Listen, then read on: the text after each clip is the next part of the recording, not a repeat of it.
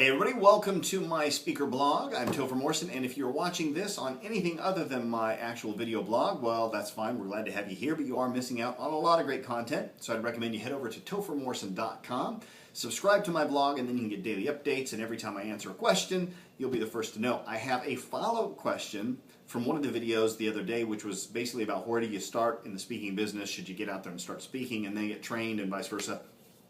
So here's the follow-up email, and it says, question, and being based in London, although I think you could probably throw wherever you live in the same thing here, and being based in London, the UK, who/what course is the best one for me to do? Perhaps my location may not matter, but in terms of ongoing training and support from them, locally recognized accreditation or worldwide, which one is better?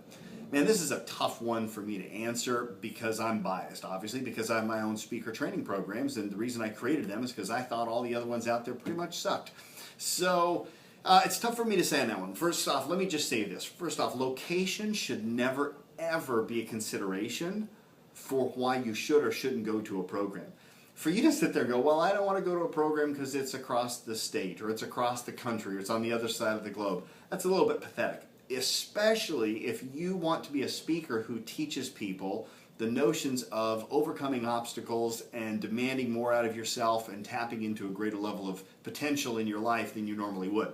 It's very hypocritical, and I see this a lot, where I see people who want to be like the next Tony Robbins or Wayne Dyer. They want to be a motivational speaker, they want to inspire ones, and then all of the things that they want to get done in their life, they're just filled with a bunch of bullshit excuses on. So this one's just like a pet peeve of mine, because I see it all the time, where I see people that want to go out and inspire others, but yet they haven't overcome their own limitations. So I wouldn't worry about location. Go to the program that you feel will give you the best benefit possible, regardless of where it is. Also, another criteria, don't worry about price, don't worry about time frames either. You have to take these things into consideration, don't be stupid, but that should never get in the way. If there's a program that you want to go to, and you just don't think you can afford it, well then how congruent are you going to be when you want to become a speaker and somebody comes up to you at your program and says, oh, I'd love to go, but I can't afford it?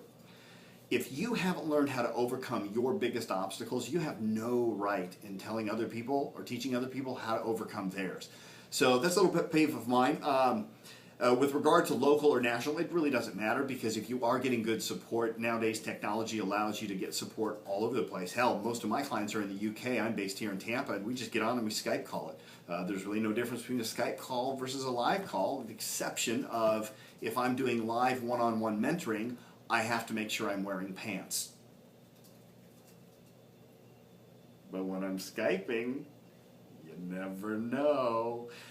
Anyway, possibly a little bit too much detail there. So I don't know, I hope that answers your question, but all I'll say is this. First off, one last thing. What do you look for? Like, how do you determine a good one? Keep this in mind. When you go to a speaker training program, you're going to adopt characteristics and traits of the people who train you.